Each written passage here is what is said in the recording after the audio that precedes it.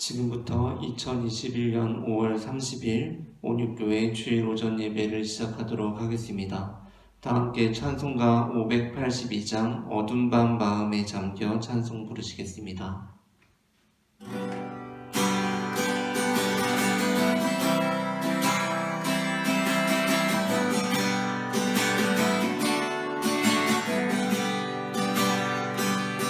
어두운 밤 마음에 잠겨 역사의 어둠 짙었을 때에 계명성 동쪽에 밝아 이 나라 여명이 왔다.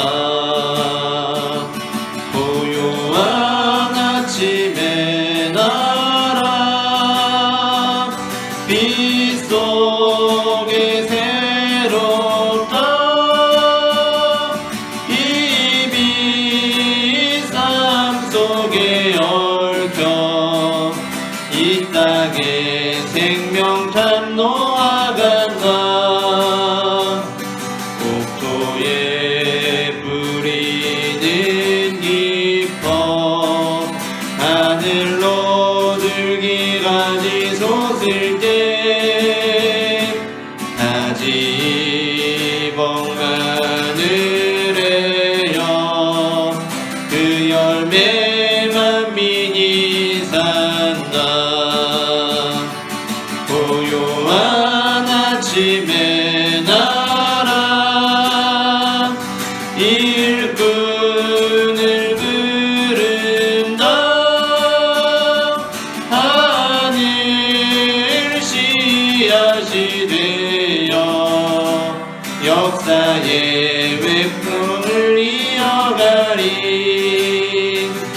맑은 샘줄기 용솟아 거칠은 땅에 흘러 적실 때 기름진 푸른 벌판이 눈앞에 활짝 트인다. 고요한 아침에 나라 태양을 새 따라 길이 꺼지지 않는 인류의 횃불 되어 타거라. 아멘. 이어서 찬송가 274장 나 행한 것 죄뿐이니 함께 찬송 부르시겠습니다.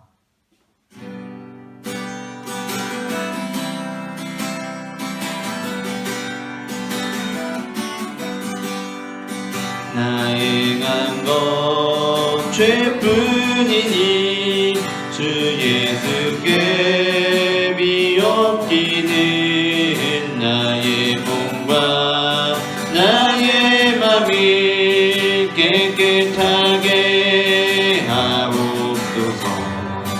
물 가지고 날 씻든지 불 가지고 태우든지 내 안과 박 다 닦으사 내 모든 죄 멸하소서. 내 어두운 눈 밝히시니 참 기쁘고 고마우나 그보다 더 원하오니 정결한 맘 주옵소서. 물 가지고 날 씻든지 불 가지고 태우든지 내 안과 박 다 닦으사 내 모든 죄 멸하소서. 정결한 맘 그 속에서 신령한 빛이 오니 이러한 맘 나 얻으면 눈까지도 물 가지고 날 씻든지 불 가지고 태우든지 내 안과 방 다 닦으사 내 모든 죄 멸하소서. 못된 행실 다 고치고 악한 생각 다 버려도 주 앞에서 정결타고 자랑치는 못하리라. 물 가지고 날 씻든지 불 가지고 태우든지 내 안과 방 다 닦으사 내 모든 죄 멸하소서. 아멘. 교회 소식을 전하도록 하겠습니다. 오늘 주일 오전 예배는 사전 녹화하여 비대면 온라인 예배로 드리며 사전 녹화 현장에는 설교자와 기도자 2명이 참석하고 있음을 알려드립니다. 금주간에는 월요일부터 수요일 그리고 금요일에 평일 오전 예배가 있으며 목요일에는 평일 오전 예배가 없습니다. 다 함께 찬송가 279장 인내하신 구세주여 기쁜 마음으로 찬송 부르시겠습니다.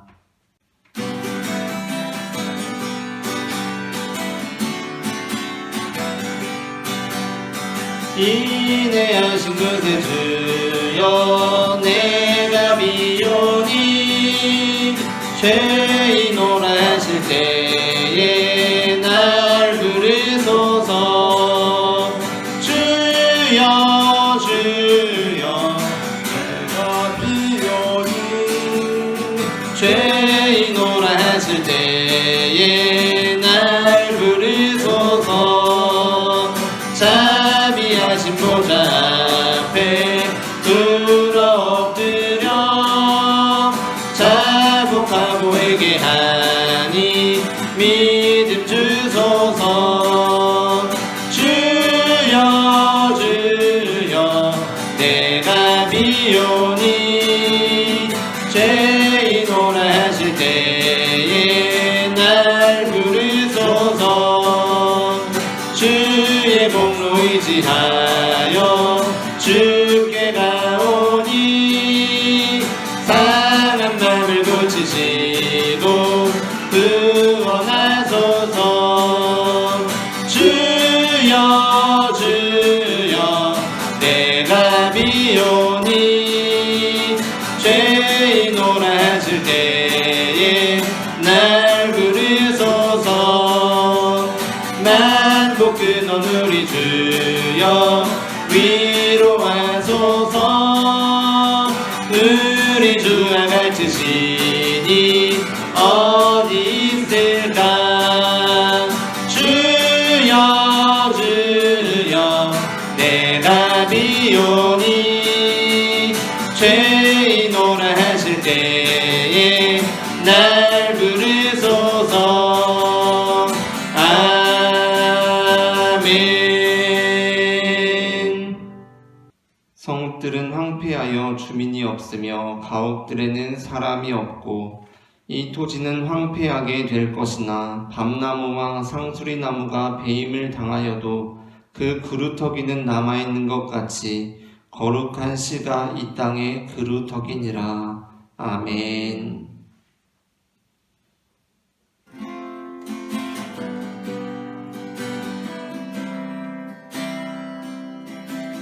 우리에겐 소원이 하나 있네.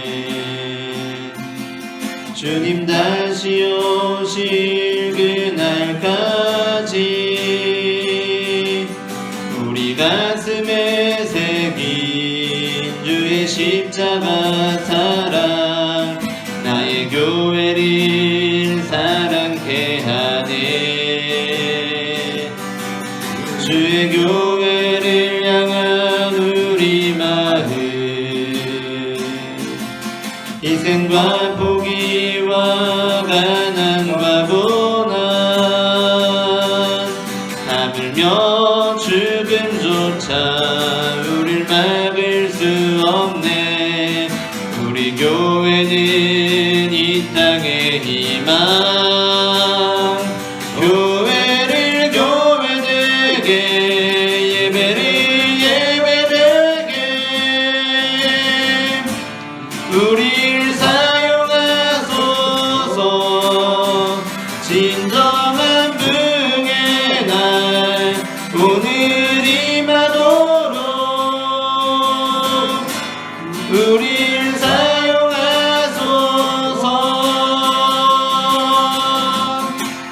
성령 안에 예배하리라. 자유의 마음으로 사랑으로 사역하리라. 교회는 생명이니 교회를 교회되게, 예배를 예배되게 우릴 사용하소서. 진정한 부흥의 날 오늘 임하도록 우리 사용하소서.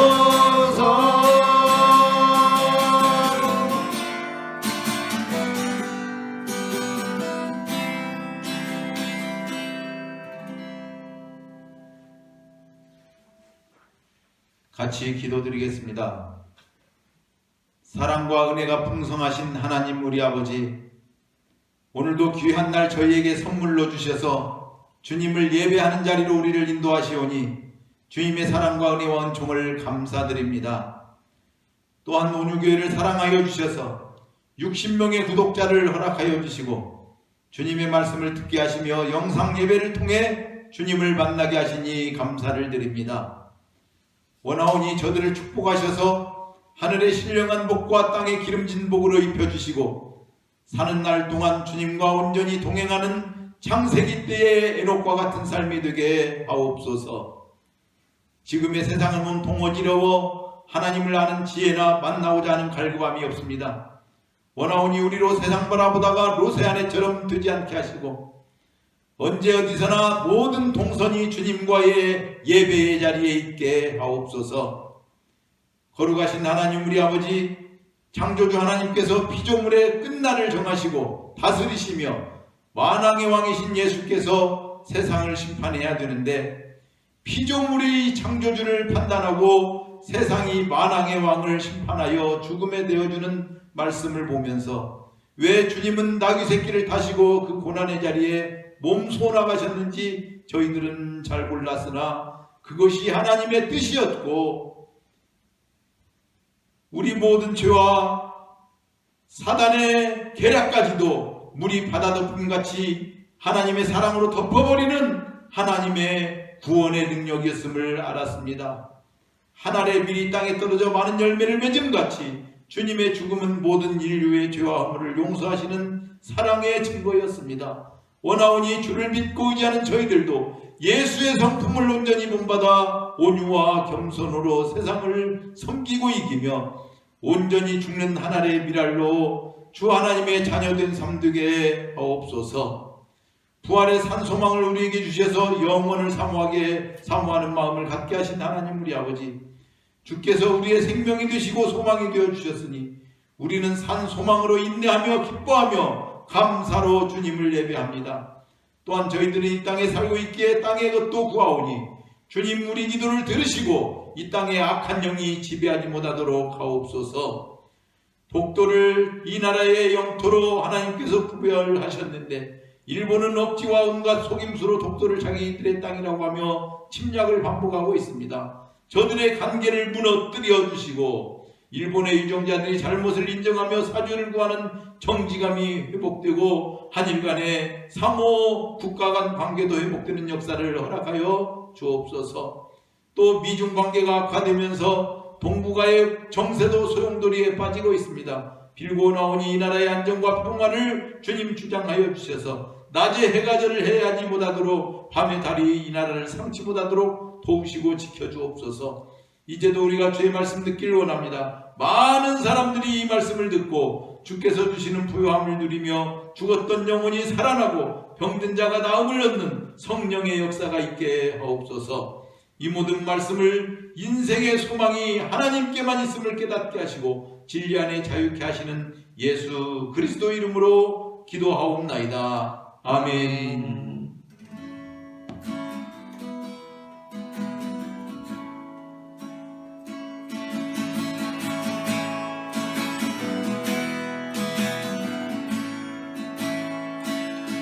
당신의 그 섬김이 천국에서 해같이 빛나리. 당신의 그 겸손이 천국에서 해같이 빛나리. 당신의 그 믿음이 천국에서 해같이 빛나리. 당신의 그 충성이 천국에서 해같이 빛나리. 주님이 기억하시면 족하리. 예수님 사랑으로 가득한 모습 천사도 흠모하는 아름다운 그 모습 천국에서 해같이 빛나리. 당신의 그 순종이 천국에서 해같이 빛나리. 당신의 그 사랑이 천국에서 해같이 빛나리. 당신의 그 찬송이 천국에서 해같이 빛나리. 당신의 그 헌신이 천국에서 해같이 빛나리. 주님이 기억하시면 족하리. 불타는 사명으로 가득 찬 모습 천사도 흠모하는 아름다운 그 모습 천국에서 해같이 빛나리. 주님이 기억하시면 족하리. 예수님 사랑으로 가득한 모습 천사도 흠모하는 아름다운 그 모습 천국에서 해같이 빛나리. 천국에서 해같이 빛나리. 천국에서 해같이 빛나리.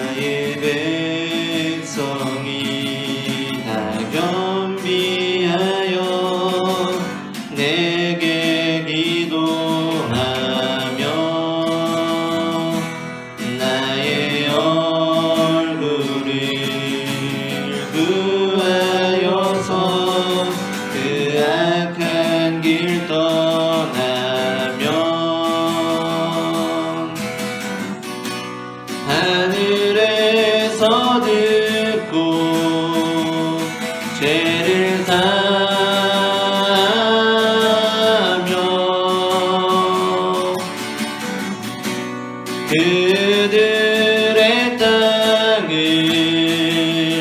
고치리라.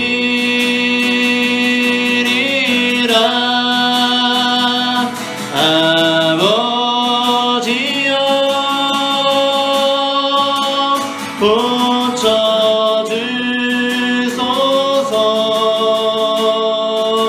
고쳐주소서. 이 나라 주의 것 되게 하소서.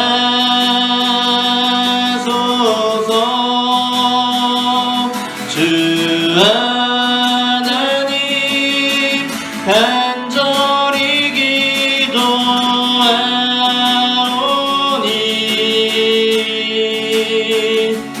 상한 이 땅 새롭게 하소서.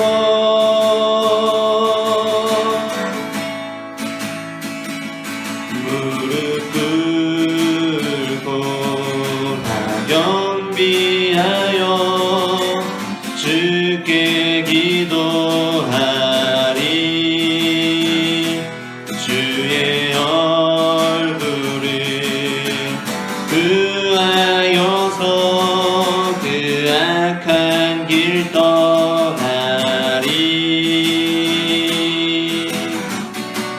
주님의 자비로 죄를 사하며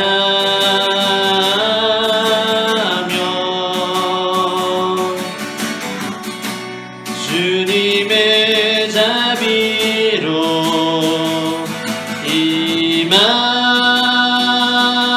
임하소서. 아버지여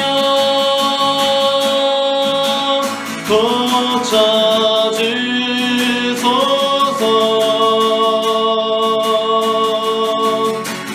이 나라 주의 것 되게 하소서.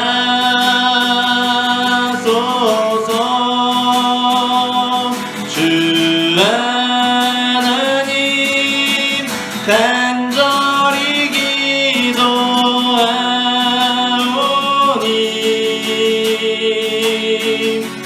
상한 이 땅 새롭게 하소서.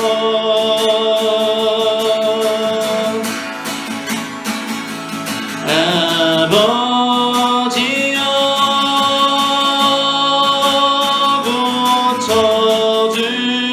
고쳐주소서. 이 나라 주의 것 되게 하소서.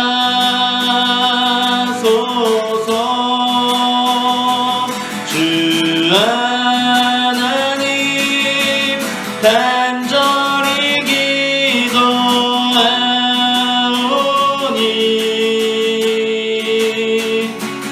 상한 이 땅 새롭게 하소서.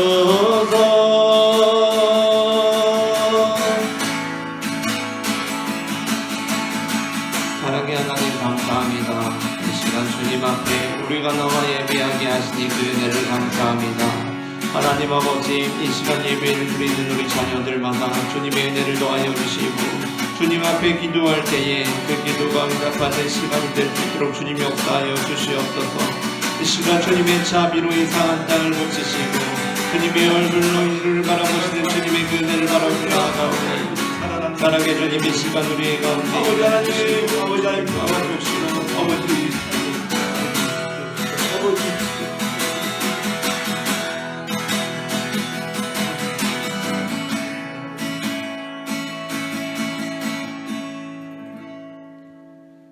사랑의 하나님 감사합니다. 이 시간 우리가 주님의 말씀 앞에 서게 하시니 감사합니다. 어두움 속에 빛으로 찾아오시는 주님께서 이 시간 넘어지는 나를 잡아주시고 약한 마음을 담대하게 하여 주실 것을 믿음의 눈으로 바라봅니다. 주님을 보게 하여 주시옵소서. 나를 붙들어 주시옵소서. 내 뜻과 내 생각 내려놓고 주님의 음성을 기다립니다. 말씀하여 주시옵소서. 살아계신 주 예수 그리스도의 이름으로 기도합니다. 아멘. 오늘 우리가 함께 나눌 말씀은 마태복음 21장 12절부터 22절까지입니다.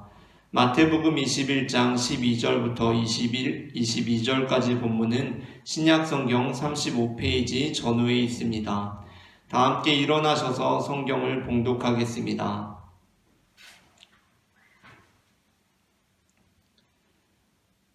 예수께서 성전에 들어가사 성전 안에서 매매하는 모든 사람들을 내쫓으시며 돈 바꾸는 사람들의 상과 비둘기 파는 사람들의 의자를 둘러엎으시고 그들에게 이르시되 기록된 바 내 집은 기도하는 집이라 일컬음을 받으리라 하였거늘 너희는 강도의 소굴을 만드는도다 하시니라. 맹인과 저는 자들이 성전에서 예수께 나아오매 고쳐주시니 대제사장들과 서기관들이 예수께서 하시는 이상한 일과 또 성전에서 소리질러 호산나 다윗의 자손이여 하는 어린이들을 보고 노하여 예수께 말하되 그들이 하는 말을 듣느냐. 예수께서 이르시되 그렇다. 어린 아기와 젖먹이들의 입에서 나오는 찬미를 온전하게 하셨나이다 함을 너희가 읽어본 일이 없느냐 하시고 그들을 떠나 성 밖으로 베다니에 가서 거기에 유하시니라. 이른 아침에 성으로 들어오실 때에 시장하신지라. 길가에서 한 무화과 나무를 보시고 그리로 가사 잎사귀밖에 아무것도 찾지 못하시고 나무에게 이르시되 이제부터 영원토록 네가 열매를 맺지 못하리라 하시니 무화과 나무가 곧 마른지라. 제자들이 보고 이상히 여겨 이르되 무화과 나무가 어찌하여 곧 말랐나이까. 예수께서 대답하여 이르시되 내가 진실로 너희에게 이르노니 만일 너희가 믿음이 있고 의심하지 아니하면 이 무화과 나무에게 된 이런 일만 할 뿐 아니라 이 산더러 들려 저 바다에 던져지라 하여도 될 것이요. 함께 읽겠습니다. 너희가 기도할 때에 무엇이든지 믿고 구하는 것은 다 받으리라 하시니라. 아멘. 자리에 앉으시겠습니다. 이 시간 예배의 자리에 나오신 여러분을 축복합니다. 오늘 저는 앞서 읽은 마태복음 21장 12절부터 22절까지의 본문으로 강도의 소굴을 고쳐주시니라는 제목의 설교를 하려고 합니다. 전해지는 말씀 가운데 하나님의 은혜가 있기를 바랍니다. 오늘 본문에서 예수님께서는 성전에 들어가사 돈 바꾸는 사람들의 상과 비둘기 파는 사람들의 의자를 둘러 엎으심으로 폭력을 쓰시는 것처럼 묘사되어 있습니다. 심지어 요한복음 2장 15절에서 예수님께서는 노끈으로 채찍을 만드사 양이나 소를 다 성전에서 내쫓으십니다. 여기서 노끈으로 채찍을 만드셔서 내쫓으셨다는 것은 채찍을 그냥 아무 이유 없이 만드신 게 아니지 않습니까? 어쩌면 그 만드신 채찍으로 동물들을 때리셨을 수도 있고 최소한 그것으로 사람들을 위협했다는 것을 의미합니다.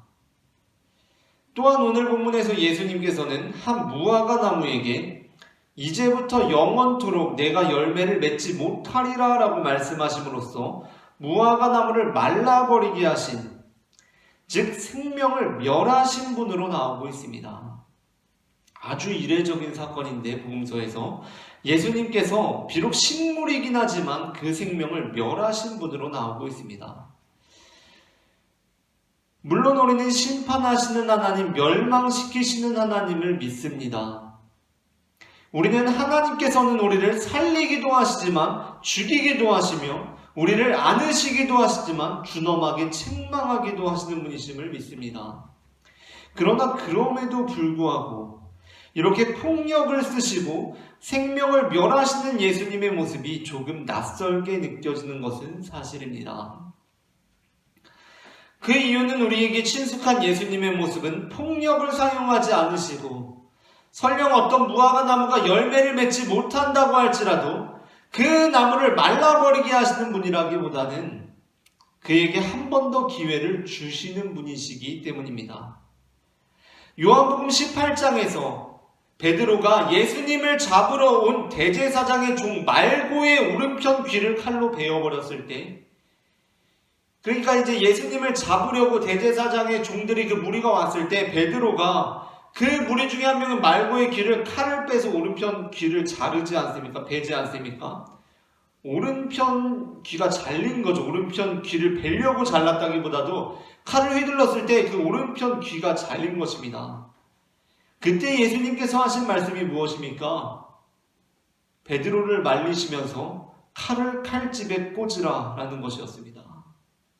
칼을 칼집에 꽂으라. 폭력의 사용을 중단하시는 것입니다. 또한 누가복음 13장 6절부터 9절에서 예수님께서는 이러한 비유를 들려주십니다.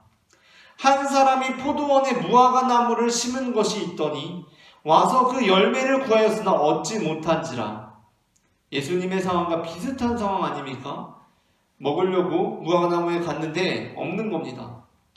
그래서 포도원 지기에게 이르되 내가 3년을 와서 이 무화과 나무에서 열매를 구하였으되 얻지 못하니 찍어버리라. 어찌 땅만 버리게 하겠느냐? 대답하여 이르되 주인이여 금년에도 그대로 두소서. 내가 두릅하고 거름을 주리니 이후에 만일 열매가 열면 좋거니와 그렇지 않으면 찍어버리소서 하였다. 이 본문에서 예수님께서는 3년간 단 하나의 열매도 맺지 못한 무화과 나무에게 다시 한번 기회를 주시는 분이십니다. 여기서 예수님은 내가 열매를 맺지 못하니까 찍어버려라라고 하시는 분이 아니라 누구십니까? 그 주인에게 금년에도 그대로 두소서. 한 번만 더 기회를 주십시오. 제가 한번 잘 해보겠습니다 라고 말씀하시는 분이 바로 예수님이라는 것입니다.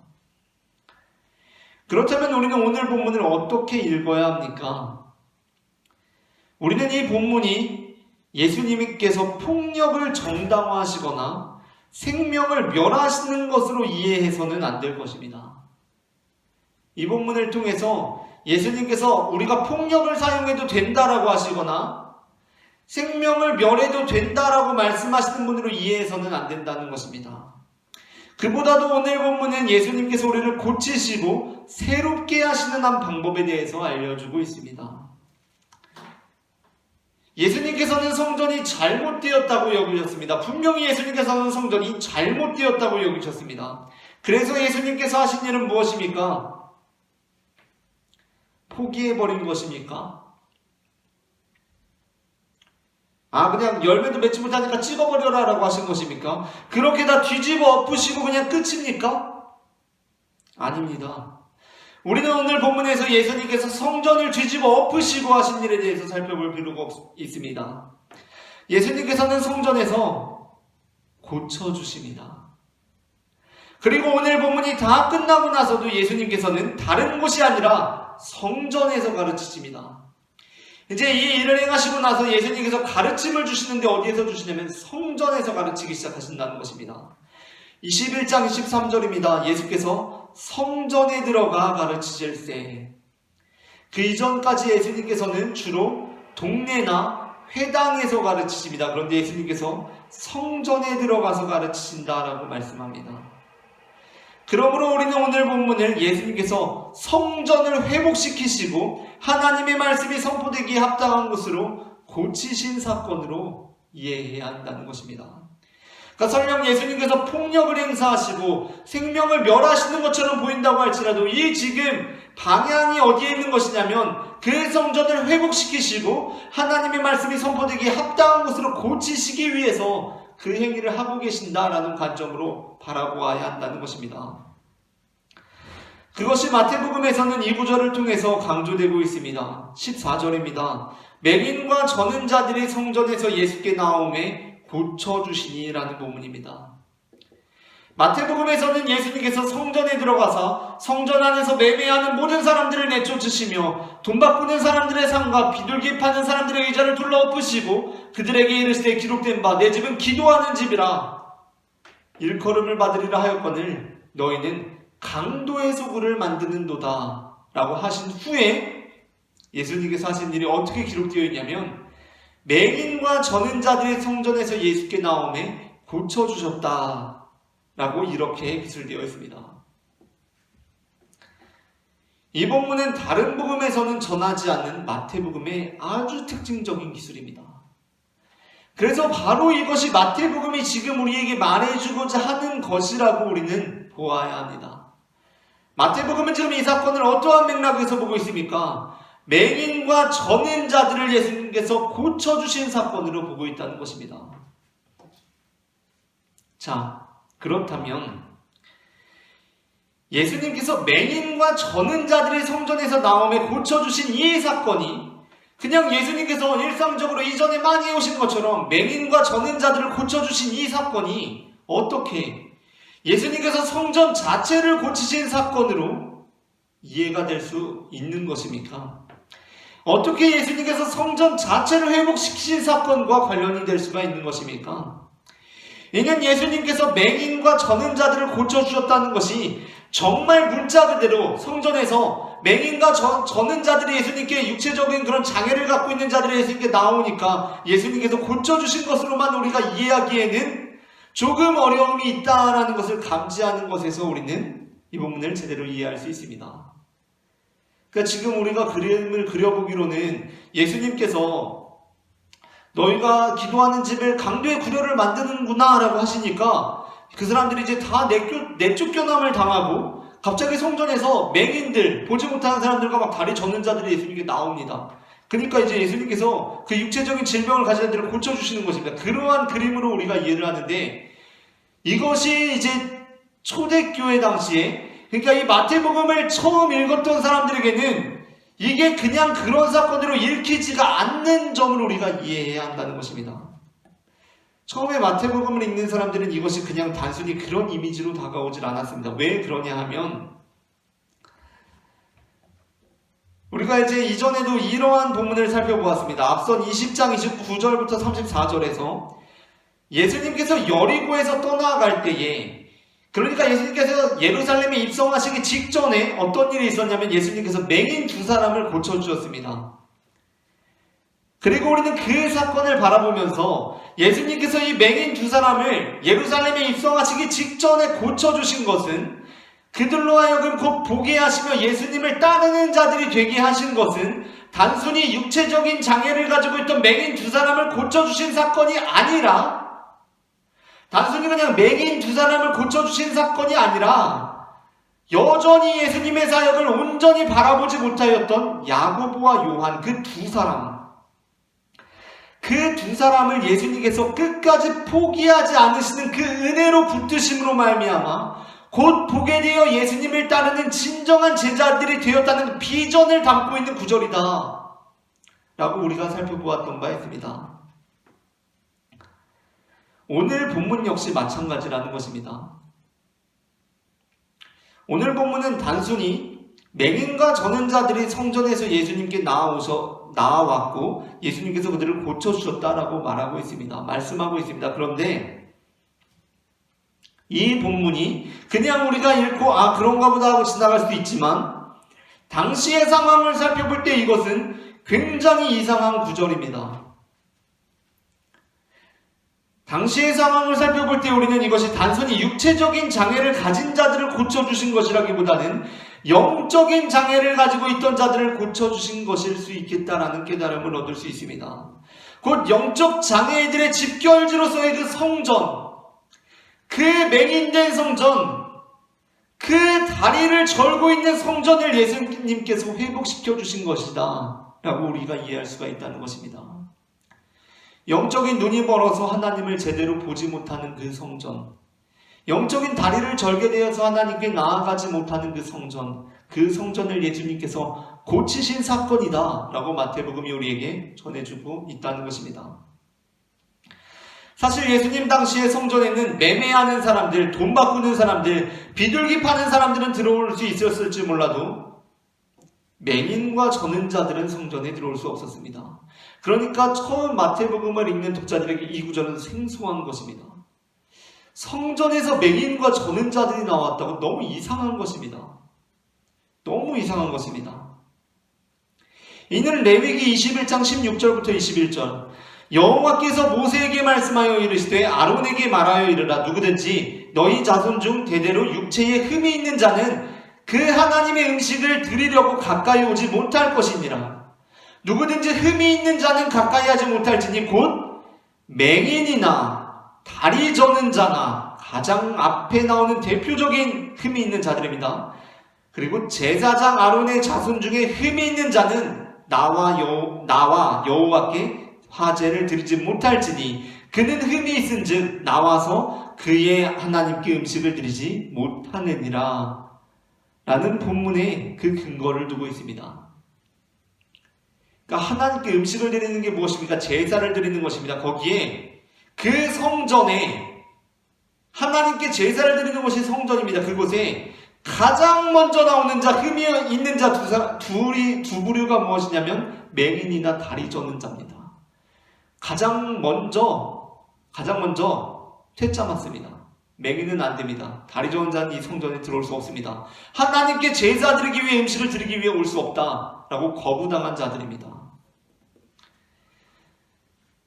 또한 사무엘하 5장 4절부터 10절 다윗이 예루살렘으로 가서 그 땅 주민 여부스 사람들을 치료하며 아직 예루살렘이 다윗의 땅이 아닙니다.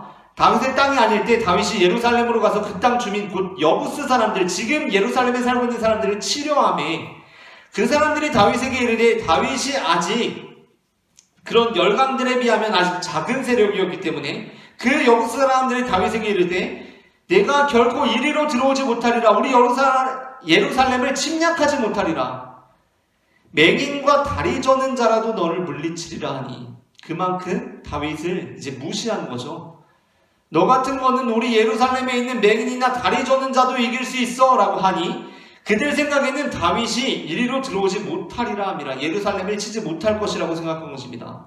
그런데 다윗이 시온산성 곧 예루살렘을 빼앗았으니 이는 다윗성이더라. 이제는 예루살렘이 다윗성이 되었다.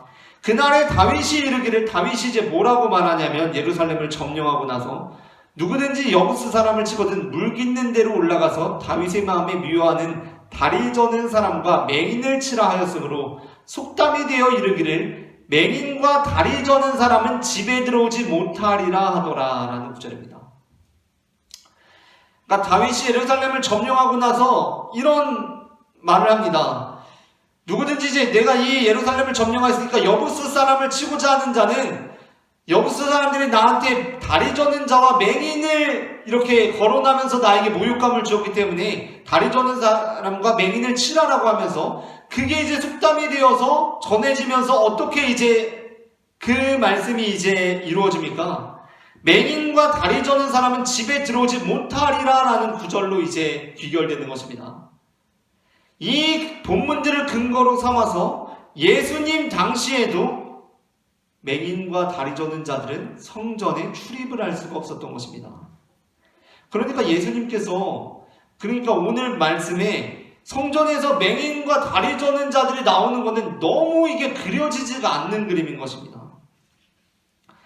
물론 예루살렘 성전이 지어질 때 솔로몬은 주의 백성 이스라엘에 속하지 않은 이방인에 대하여도 그들이 주의 큰 이름과 능한 손과 표심판을 위하여 먼 지방에서 와서 이 성전을 향하여 기도하거든 주는 계신 곳 하늘에서 들으시고 모든 이방인이 주께 부르짖는 대로 이루사 땅의 만민이 주의 이름을 알고 주의 백성 이스라엘처럼 경외하게 하시오며 또 내가 건축한 이 성전을 주의 이름으로 일컫는 줄을 알게 하옵소서라고 기도함으로써 하나님께서 세우신 이 성전이 어떤 특정한 민족, 어떤 특정한 계급, 어떤 특정한 사람들만을 위한 것이 아니라 만민이 기도하는 집임을 분명히 하였지만 당시 하나님을 바라보는 눈이 멀었고 하나님께 나아갈 다리를 절게 된 이 종교 권력은 자신들의 권력을 유지하는 데 유리한 대로 말씀을 오용하여서 오히려 육체적인 맹인과 육체적으로 다리 저는 자들을 성전이라는 곳으로부터 배제해왔던 것입니다. 그러므로 우리는 여기서 나온 자들이, 여기서 오늘 본문에서 예수님께 나온 자들이 진짜 육체적인 맹인, 육체적으로 다리 저는 자들이었다고 보기가 어렵다는 것입니다. 왜냐하면 그들이 성전에 있을 수가 없기 때문입니다.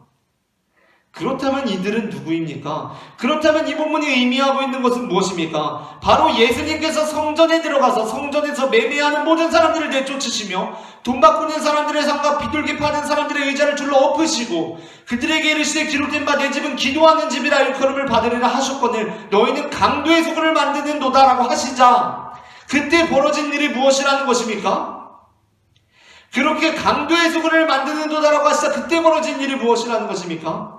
그 상황 속에서 어떤 이들이 자신의 맹인됨, 자신이 바로 다리 저는 자, 자신이 바로 강도의 수군이라는 것을 깨닫고 이 영적인 맹인들, 영적으로 다리 저는 자들이 예수님께 고침을 받게 되었다라는 의미를 담고 있는 구절이라는 것입니다. 사실 당시 예수님께서 그들에게 그렇게 말씀하시기 전까지 그들 중 어느 누구도 자신이 영적인 맹인이라거나 영적인으로 다리 저는 자라거나 오늘 본문에 의하면 자신이 강도라고 생각하는 사람은 아무도 없었을 것입니다.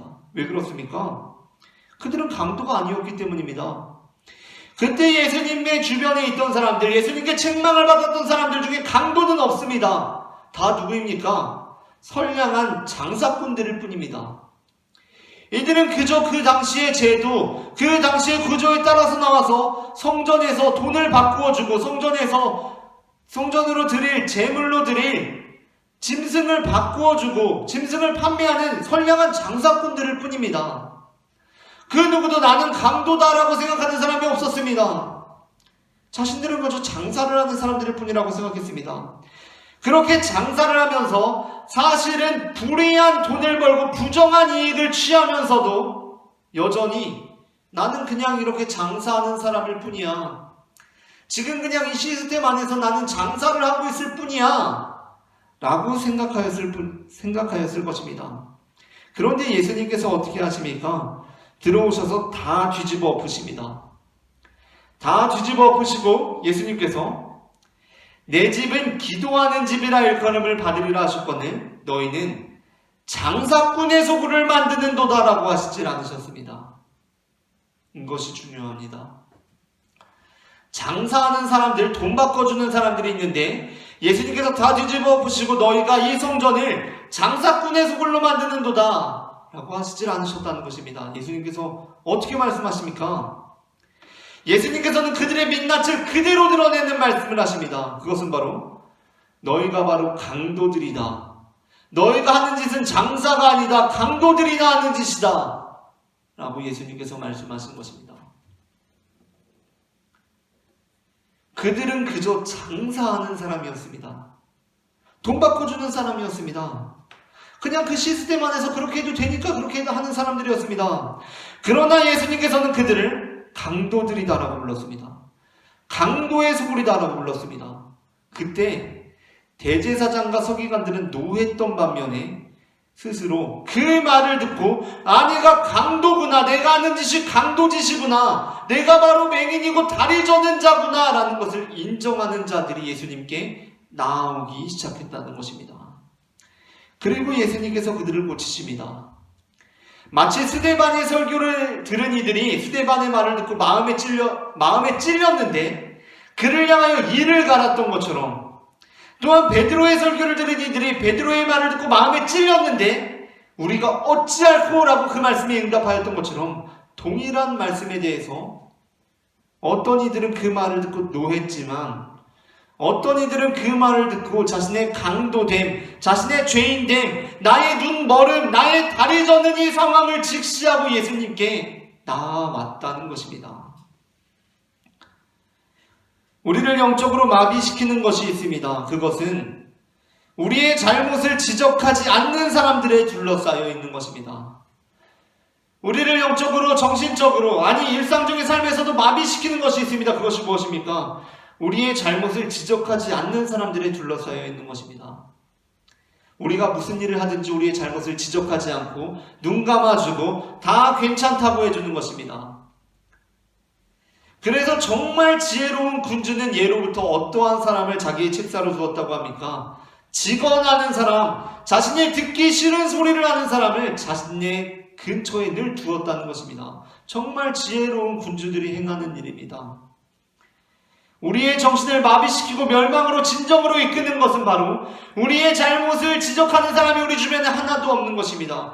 우리의 잘못을 지적하지 않는 사람들에 둘러싸여 있는 것입니다. 그것은 마치 푸르른 이파리처럼 우리에게 다닥다닥 달라붙어서는 우리 스스로도 우리의 실체를 바라보지 못하게끔 만듭니다. 그것은 마치 푸르른 이파리처럼, 새파란 이파리처럼 우리에게 다닥다닥 달라붙어서는 우리 스스로도 우리의 실체를 바라보지 못하게 만듭니다. 우리는 사실 영적으로 열매를 하나도 맺지 못한 나무임에도 불구하고 우리가 마치 대단한 열매를 맺는 나무인 것처럼 착각하게 만드는 것입니다.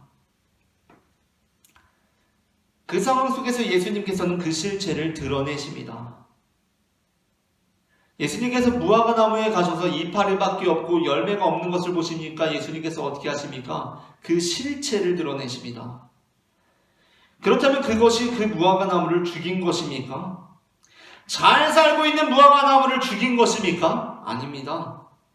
우리는 이 말씀을 상징적으로 읽어야 하는데 이는 오히려 자기가 이미 죽음의 위기에 섰음에도 불구하고 자신이 위기에 놓인지도 모르는 무화과 나무에게 그 실체를 깨닫게 함으로써 새로운 삶을 촉구하고 계신 것입니다. 그 무화과 나무에게 진짜 비극은 무엇입니까? 자신에게 그 새파란 이파리, 그 푸릇한 이파리들이 다닥다닥 들러붙어 있는 것입니다. 그렇게 다닥다닥 들러붙어서는 내가 열매를 하나도 맺고 있지 못하다라는 것을 망각해버리게 하는 것입니다. 잊어버리게 하는 것입니다. 마비시키는 것입니다. 그때 예수님께서는 그것에 가셔서 그 실체를 증명케 하십니다. 네가 지금 열매가 하나도 없다. 너는 마른 나무에 불과하다. 라고 직면케 하시는 것입니다. 예수님께서는 그 말씀을 대놓고 하십니다. 이스라엘은 하나님께 제사를 드렸습니다. 그 이파리가 왕성해가는 제사 앞에서 그것을 준엄하게 끄지졌던 자들이 바로 아모스와 호세아 선지자였습니다. 예로부터 이스라엘은 하나님께 여호와께 제사를 드렸습니다. 그렇게 이파리가 왕성해가는 제사 앞에서 그들을 준엄하게 꾸짖었던 자들이 바로 아모스와 호세아 선지자였습니다. 그렇게 한 것은 그들로 돌아오게 하기 위함이었습니다. 아모스 5장 21절부터 24절에서 아모스 선지자는 이렇게 하나님의 말씀을 예언합니다. 내가 너희 절기들을 미워하여 멸시하며 너희 성회들을 기뻐하지 아니하나니 너희가 번제나 소제를 드릴지라도 내가 받지 아니할 것이요 너희의 살찐 이생의 화목제도 내가 돌아보지 아니하리라. 내 노랫소리를 내 앞에서 그칠지어다. 네 비파소리도 내가 듣지 아니하리라. 오직 정의를 물같이 공의를 마르지 않는 강같이 흐르게 할지어다. 아멘. 아모스 선지자가 활동하던 당시 이스라엘에는 물같이 강같이 흐르던 것이 있었습니다. 골짜기마다 개울마다 물같이 강같이 흐르는 것이 있었습니다. 그것이 무엇이었냐면 바로 제사를 드릴 때 흘려지는 짐승의 피였습니다. 제사가 얼마나 많이 드려졌는지, 제사가 얼마나 여기저기서 드려졌는지 그 이스라엘의 골짜기마다 개울마다 물같이 강같이 흐르던 것이 바로 짐승의 피였습니다. 얼마나 멋진 모습입니까? 제사가 여기저기서 드려집니다. 오늘날로 말하면 예배가 여기저기서 드려집니다. 찬송소리가 울려 퍼집니다. 이곳저곳마다 교회가 세워집니다. 얼마나 부흥입니까? 그런데 하나님께서는 이렇게 말씀하십니다. 너희의 제사를 내가 받지 않겠다. 공의와 정의와 상관없이 흘려지는 그 피를 흘리지 말고 정의를 물같이 공의를 하수와 같이 강같이 흐르게 할 것이다. 그렇게 해야 한다라고 말씀하십니다. 하나님께서 그 제사를 받지 않으신 이유가 무엇입니까? 그들이 더 많은 죄를 짓기 위해서 지금 제사를 드리고 있기 때문이었습니다. 제사 지내면 마음 편하게 죄 지으러 갑니다. 왜 죄 짓습니까? 죄 짓고 가서 제사 드리면 되기 때문입니다. 예배 왜 드립니까? 마음 편히 나가서 죄 지으면서 생활하려고 예배 드립니다. 나가서 마음 편히 죄 짓습니다. 왜 그렇습니까? 교회 가서 회개 기도하면 되기 때문입니다. 하나님께서는 그들의 정의 없는 피 흘림을 책망하십니다. 호세아 8장 11절은 이렇게 책망합니다. 에브라임은 죄를 위하여 제단을 많이 만들더니 그 제단이 그에게 범죄하게 하는 것이 되었도다. 이스라엘 땅에 제단이 곳곳마다 쌓여져 갑니다. 오늘날로 치면 교회가 곳곳마다 세워져 갑니다. 얼마나 좋은 일입니까? 그러나 하나님께서는 그것을 책망하십니다. 왜 그렇습니까? 그들이 죄를 위하여 제단을 만들어가고 있기 때문입니다. 자신들이 죄 지은 거 회개하려고 지금 예배드리고 있습니다. 그리고 나가서 또 죄 짓습니다. 왜? 다시 나와서 또 회개하고 또 예배하고 또 제사드리고 또 짐승의 피를 흘리면 그만이기 때문입니다. 하나님께서는 그것을 책망하십니다. 이렇듯 하나님께서는 이스라엘의 죄악을 외면하지 않으시고 분명하게 말씀하십니다. 책망하십니다. 그들로 하여금 자신의 민낯을 제대로 보게끔 합니다. 그렇게 하시는 이유가 무엇입니까? 그들로 하여금 그곳으로부터 돌이키게 하기 위함이라는 것입니다. 호세아 11장 8절부터 9절의 말씀이 그러한 하나님의 말씀을 잘 드러내고 있습니다.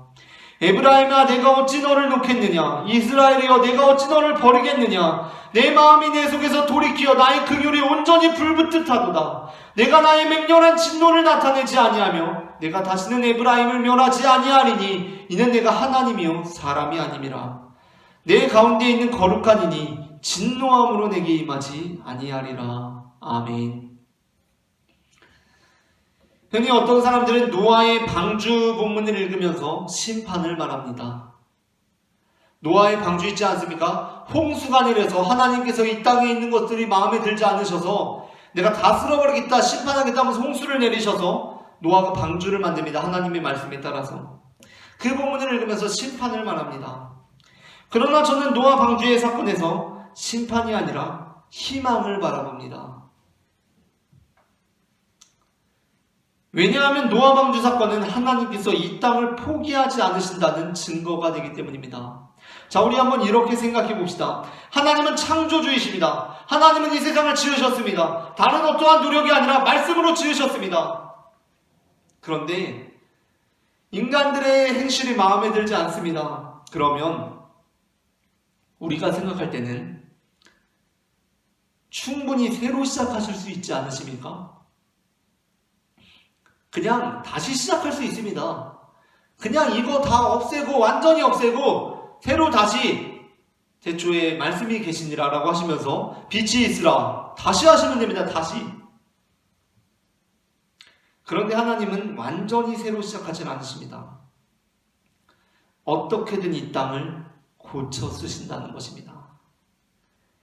이것이 만일 전 인류적인 사건이었다고 한다면, 역사적인 사건이었다고 한다면 우리에게 이 사건은 공포입니다. 왜냐하면 이 75억 인구, 이 인구 가운데 딱 1명, 딱 8명 그 정도만 생존할 수 있는 사건이기 때문입니다. 우리는 다 죽고 말 것입니다. 두려움입니다. 그런데 이 사건이 수많은 우리 믿음의 조상들의 고백이 한편의 시로 우리에게 전해진 것이라면 우리에게는 이것이 희망의 찬가가 됩니다. 왜냐하면 이 본문은 하나님께서는 이 땅을 포기하지 않으신다는 뜻을 담고 있기 때문입니다. 우리가 잘못했습니다. 범죄했습니다. 심판받기에 마땅한 삶을 살았습니다. 그래서 하나님께서 준엄하게 심판하십니다. 그러나 그 심판은 나와 이제 끝장을 보겠다는 것이 아닙니다. 너는 이제 끝이고 나는 새로운 지구로 시작하겠다. 새로운 우주로 시작하겠다는 것이 아닙니다. 너를 심판하되 너와 새롭게 다시 시작하겠다는 것입니다. 너를 끝까지 포기하진 않겠다는 것입니다. 너의 그루터기를 남겨두고 거기서부터 나는 다시 시작하겠다는 것입니다. 그렇기 때문에 이것이 우리에게 은혜가 되고 희망의 찬가가 되는 것입니다. 어떤 두 친구가 있었습니다. 한 친구가 이제 행복한 가정생활을 하고 있었고 그 친구도 이제 그 친구의 가정을 잘 알고 있었는데 아내도 잘 알고 있고 자녀들도 잘 알고 있었습니다. 그런데 이 A라는 친구가 어느 순간부터 직장에서 한 여직원하고 이렇게 친해지기 시작한 것입니다. 그럴 수 있지 않습니까? 친해지기 시작했습니다. 그래서 커피 마시면서 이야기도 하고 쉬는 시간에 뭐 친하게 지내고 이야기도 하고 회식 때도 거의 이제 같이 앉아서 이야기를 하게 되고 그렇게 되었습니다. 그러면서 이제 그 많은 이제 교감을 하게 되었던 것입니다. 이제 생각들을 교류하게 되고 친밀해지게 되었던 것입니다. 그러다가 이제 이 A라는 친구가 점점 그 여직원하고 친해지다가 하루는 쉬는 날 그 여직원을 만나기로 한 것입니다. 같이 영화나 보자. 취향이 비슷하네. 나도 그런 쪽 영화 좋아하는데. 그러면서 이제 내 아내는 그런 쪽 말고 다른 쪽 좋아하니까 저랑 같이 영화 볼래요? 해가지고 같이 영화를 보게 된 것입니다. 그래서 이 A라는 친구가 B라는 친구를 만나서 이제 그 이야기를 합니다. 아, 이번 주말에 사실 그 여직원하고 영화를 보기로 했다. 이런 이야기를 합니다. 아직 뭐 선을 넘은 것도 아니고 바람이라고 보기도 어렵고 불륜이라고 보기도 어렵다고 스스로 생각하면서 스스로 그렇게 합리화하면서 아직 나는 이 여자하고 아무 관계도 아니야. 뭐 선을 넘은 것도 아니고 라고 생각하면서 그렇게 관계를 발전시켜 나가는 것을 스스로 합리화하고 있습니다. 그 이야기를 들은 B라는 친구가 어떻게 말해야 하겠습니까? 아마 그가 좋지 못한 친구라면, 질이 좋지 않은 친구라면, 아 그래? 재밌게 봐. 야 좋은 시간이겠다. 야 좀 기분 전환 되겠다 라고 그렇게 이야기할 것입니다. 그런데 그가 진정한 친구라면, 그리고 아주 성숙한 친구라면, 나에게 도움이 되는 친구라면 어떠한 말을 하겠습니까? 정신 차리라고 하지 않겠습니까? 쌍욕을 퍼부을 것입니다.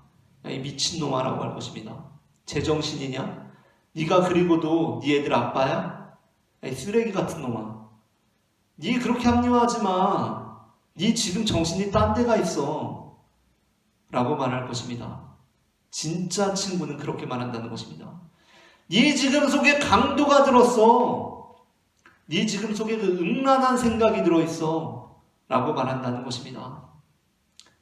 네 지금 스스로 장사꾼이라고 합리화하고 있지. 나는 그저 이 시스템 안에서 장사를 할 뿐입니다 라고 하고 있지. 아니, 네 지금 강도짓 하고 있어 라고 말한다는 것입니다. 우리를 결국 멸망으로 빠뜨리는 악한 영은 우리의 영혼을 마비시킵니다. 그래도 돼. 그 정도는 괜찮아. 아직 선 넘은 거 아니잖아. 라고 말합니다.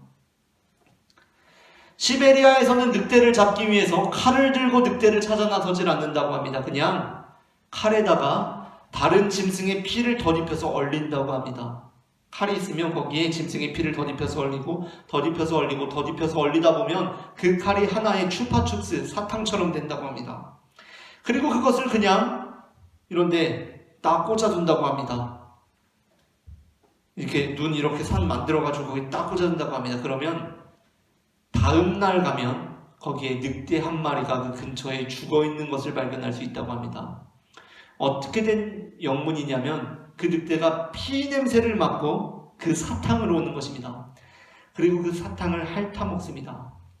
그 차디찬 사탕을 핥아먹다 보면, 그 얼음 사탕을 핥아먹다 보면 그 혀가 마비되기 시작합니다. 그리고 나중에는 그 사탕이 다 없어지고 그 피맛 사탕이 다 없어지고 칼날이 자기 앞에 있는데도 그것을 모르고, 자기 혀가 다 그 칼날에 난도질을 당하고 있는데도 모르고 그 칼을 계속 핥고 있는 것입니다. 피맛 좋네 라고 하면서요.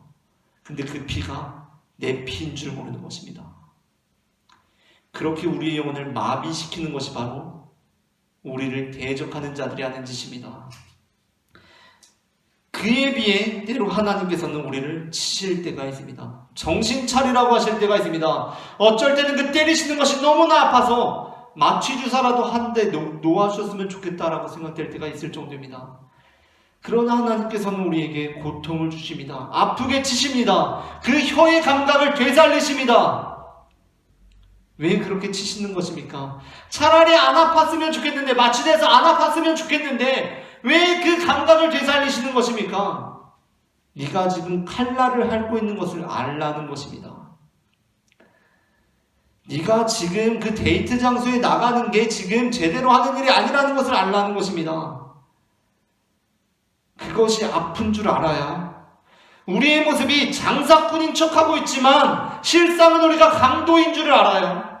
우리가 이파리가 무성한 나무인 것처럼 하고 있지만 실상은 비쩍 마른 나무인 줄을 알아야 우리가 우리 스스로의 모습을 바로 보고 새로 시작해야겠다라고 정신을 차릴 수가 있기 때문입니다. 자신이 그저 장사꾼이라고 생각하는 사람은 새로운 삶을 시작할 필요가 없습니다. 아니 왜 새로운 삶을 시작합니까? 그냥 저는 장사꾼일 뿐입니다. 예수님께서 강도의 소굴이라고 하지만 저는 그냥 장사꾼입니다. 내가 늠름한 나무인 줄 아는 사람은, 그 이파리에 속아서 내가 늠름한 나무인 줄 아는 사람은 새로 시작할 필요가 없습니다. 아니 지금도 무성한 이파리로 멋들어지게 잘 자라나 있습니다. 왜 새로 시작합니까? 왜 그루터기부터 새로 시작해야 합니까? 그럴 필요가 없습니다.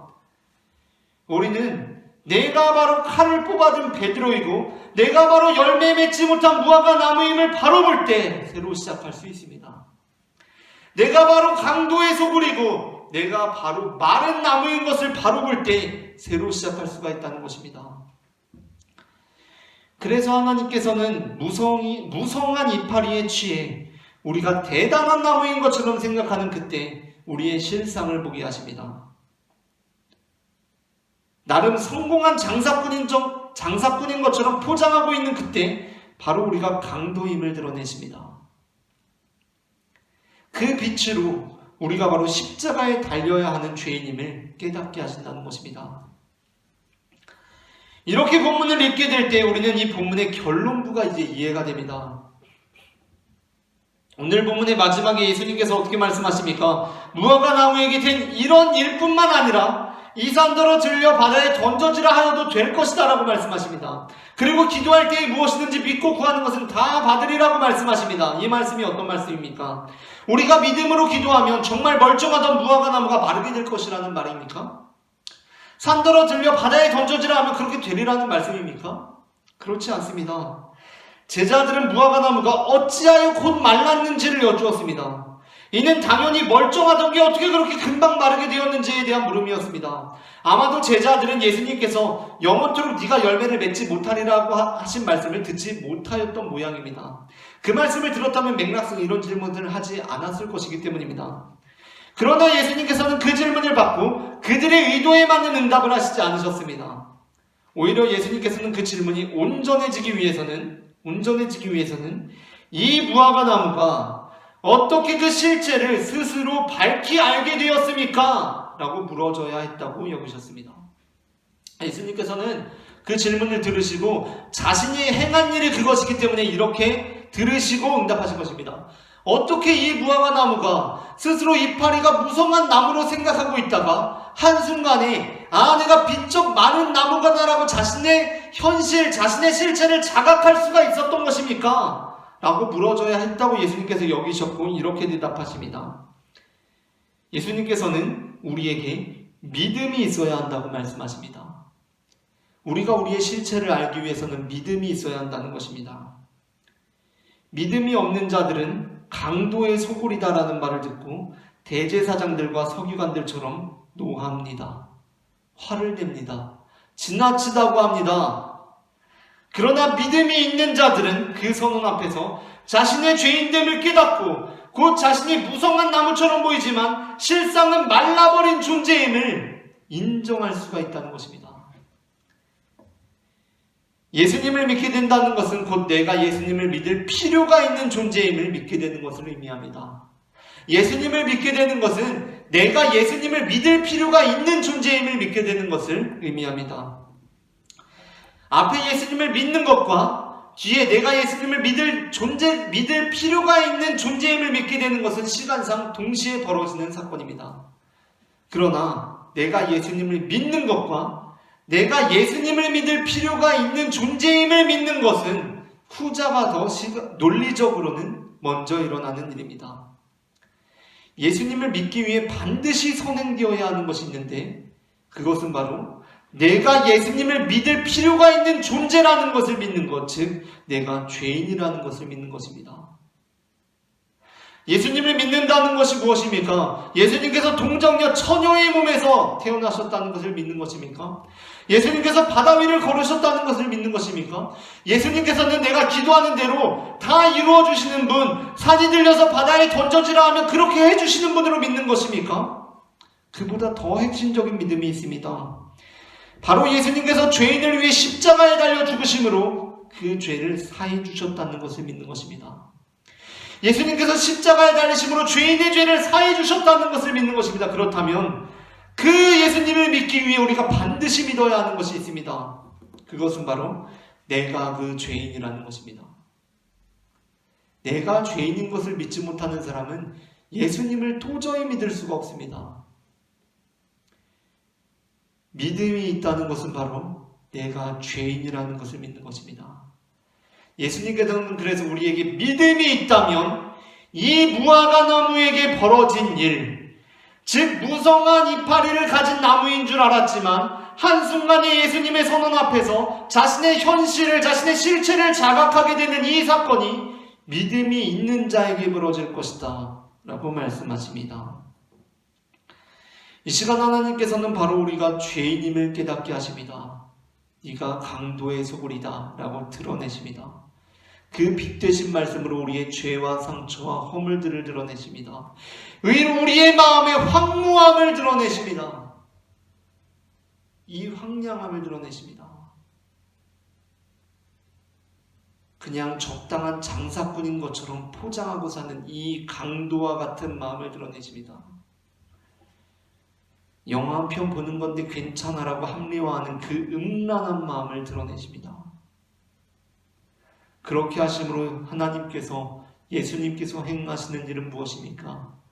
그때 우리가 노하지 아니하고 맹인됨과 다리 저는 자임을 고백하며 나아갈 때, 주님, 내가 바로 주님을 바라보는 눈이 먼 그 맹인입니다. 주님께 나아가는 다리를 절고 있는 그 다리 저는 자입니다. 주님, 내가 바로 그 강도의 소굴입니다.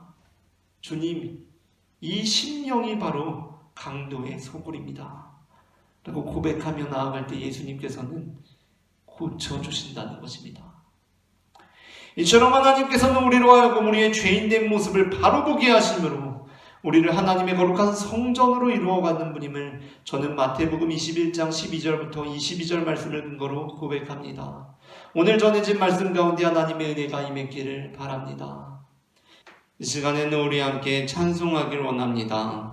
우리 함께 하나님의 빛을 찬송 부르실 텐데요. 그 빛으로 우리를 고치시고 우리를 새롭게 하시는 주님의 그 은혜를 다 함께 찬송 부르시겠습니다.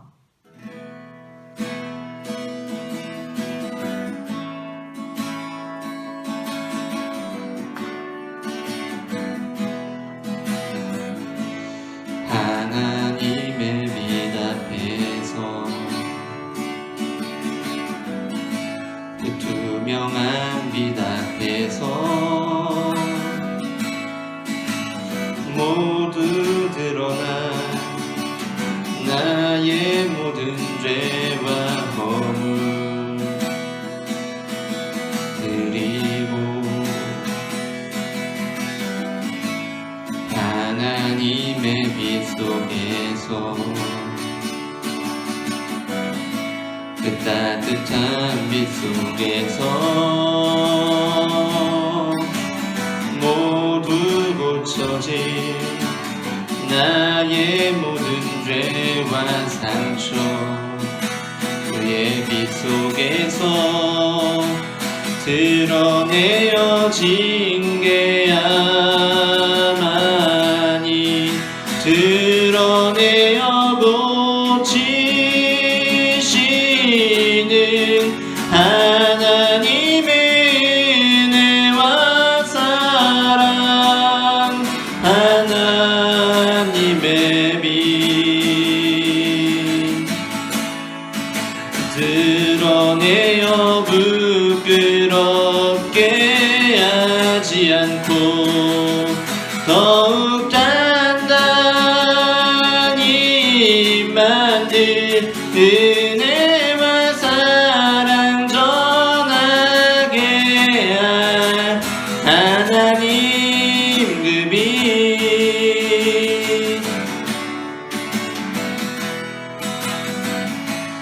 하나님의 빛 앞에서 그 투명한 빛 앞에서 모두 드러난 나의 모든 죄와 허물, 그리고 하나님의 빛 속에서 그 따뜻한 빛 속에서 모두 고쳐진 나의 모든 죄와 상처, 그의 빛 드러내어진 게야만이 드러내어 고치시는 하나님의 은혜와 사랑, 하나님의 빛 드러내어 부끄럽게 하지 않고 더욱 단단히 만들 은혜와 사랑 전하게 한 하나님 그 빛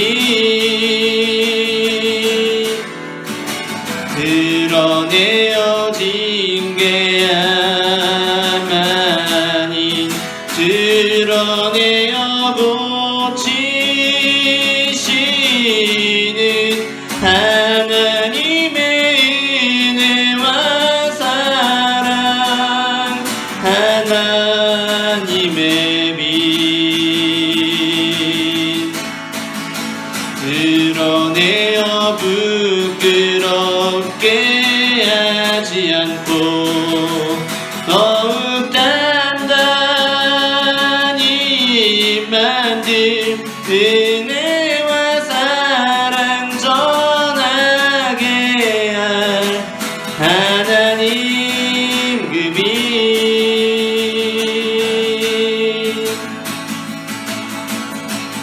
이 땅의 왕무함을 보소서. 하늘의 하나님 긍휼을 베푸시는 주여 우리의 죄악 용서하소서. 이 땅 고쳐주소서.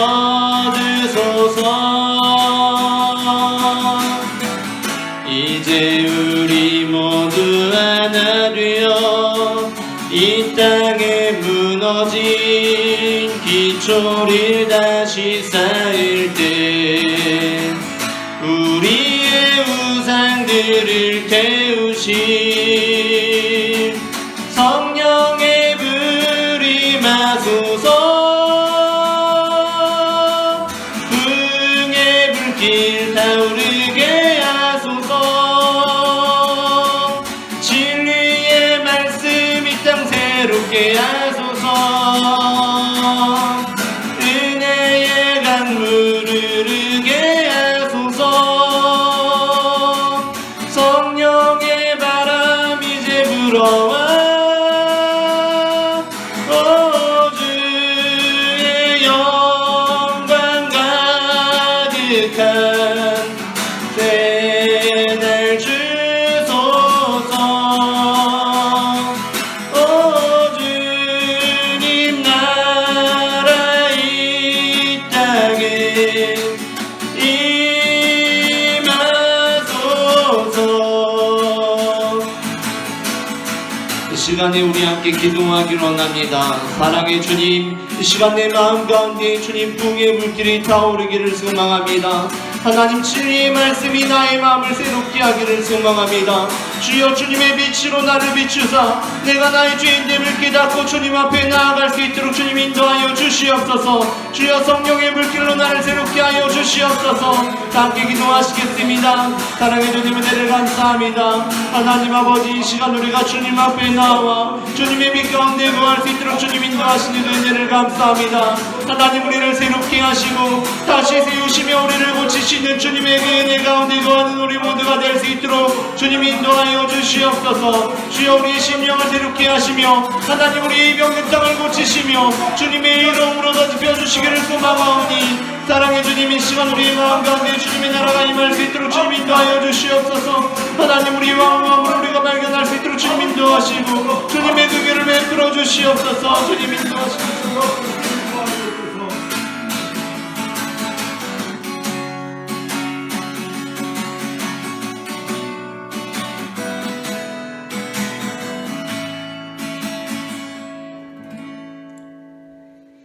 우리를 사랑하시는 하나님 아버지, 이 시간 우리의 기도를 하늘에서 들으시고 우리로 하여금 주의 이름을 알고 주님을 경외하게 하시니 그 은혜를 감사드립니다.